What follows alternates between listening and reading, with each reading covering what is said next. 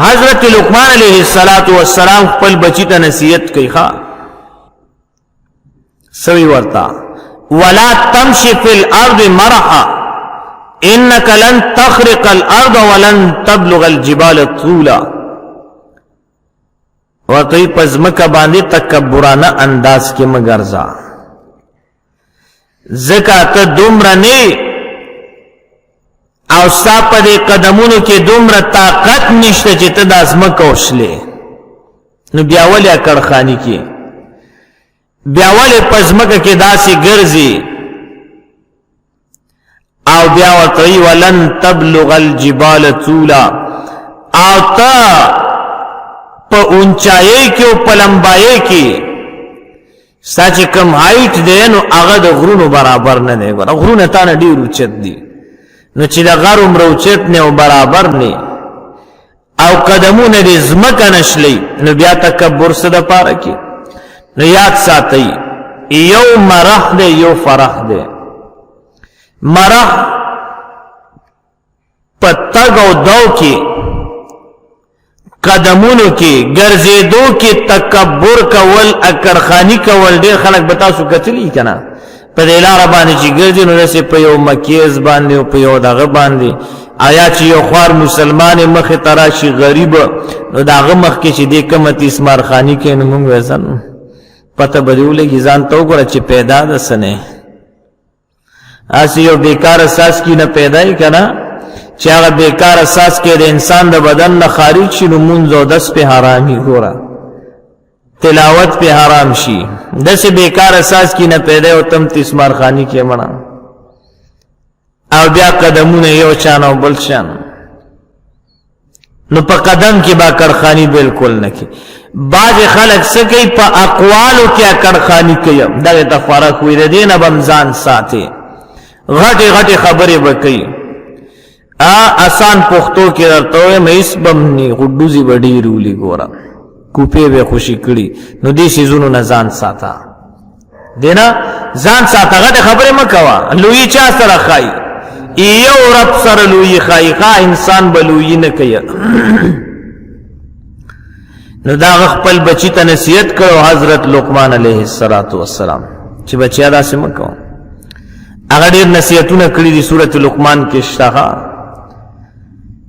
که زندگی وا نو داغه دا نصیحتونه بیا وایو ډیر زبردست نصیحتونه کړې دي او داسې نصیحتونه چې چا په عمل وکړي د دنیا او د آخرت خیر پکې موجود دی نورورا درخواست دې درته تکبر مکوا کله چې انسان کې تکبر را پیدا شو یاد ساتي د ګناهونو دروازه کوله شو تکبر رااله دکې به حسد خپل راضي بیا تکبر رااله دکې به ظلم په خپل راضي بیا متکبر انسان بیا ظلم کوي ځکه څوک ورته سخکاری نه نو بس ظلم کوي بیا او د ظالم انجام ګوره ډیر خطرناک وي الله اکبر د ظالم انسان انجام دومره خطرناک چې هغه صحت نشتا د ظالم تعالی پاک مهلت او ټیم ورکې خو چې کله وته د سپېګمو کې پړې واچو رایخ کا بیا د ځان په خلاصي باندې نه کوي الله پاک دې موږ تاسو د ظلم نو ساتي نو ظلم چې انسان کې را پیدا کیږي د تکبر د وجنا ځان غټ غني لوی کوي نو بیا پر دې مال ورتاړو مال ښکاری نه نو بیا په پردي مال باندې خېټه ورچي دا ظلم دی کنه بیا وې ز بدمعشم پر دې پولی وਹੀ نو دا ظلم نه دی خلقونه په زور باندې پیسې اخلي او کلنګونه اخلي دا ظلم نه دی ظلم وې دغه تا کنه پر دې مال په ناجایز طریقه حاصل اول دا ظلم دی کنه نو دا ظلم راځي د سوجه نه دا تکبر د وجه نه راځي نو چې چا کې تکبر موجودی نو دا هغه نور گناہونو ته دروازه کوله شو بیا پدې کې حسد را پیدا کیږي کینه پکې را پیدا کیږي د قرنګي پدې کې ظلم را پیدا کیږي پدې کې بیا غیبت کول را پیدا کیږي بل مسلمان پس خبره کول بل مسلمان ته ضرر رسول دا ټول د تکبر را پیدا کیږي دا ام الامراض دی نو الله پاک دې موږ او تاسو ساتي. ګورا یاد لرئ ظلم انتهایی خطرناک دی. ګورا او بیا مظلوم انسان چې په چا ظلم شوی او هغه چې یا الله ستا بادشاہی کې ستا خدایي دا ما باندې ظلم کیږي وی دا یو الله ویلو سره په عرش باندې زلزله راشي د عرش دا مناری خوځي. الله پاک تپوس دی کې الله تعالی علم دی نو عرش مناری ورته چې یا الله ستا بنده باندې ظلم وشو د دغه مظلوم انسان مدد نه شوی نو الله پاک ورته قسم وکي زما د خپل جلال قسم وی زما بنده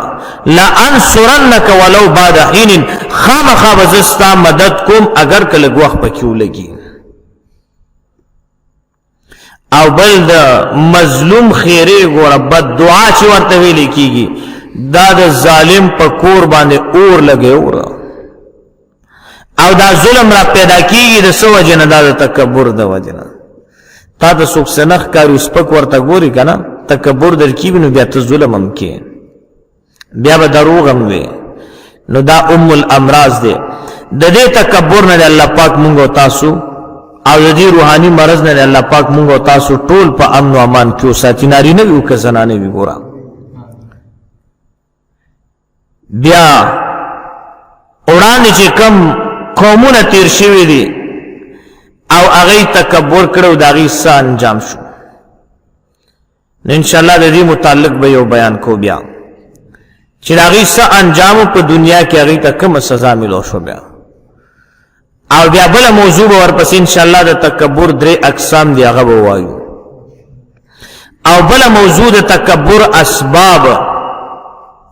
د کوم اسباب د وجنه انسان کې تکبر راځي نو هغه اسباب ته سوچ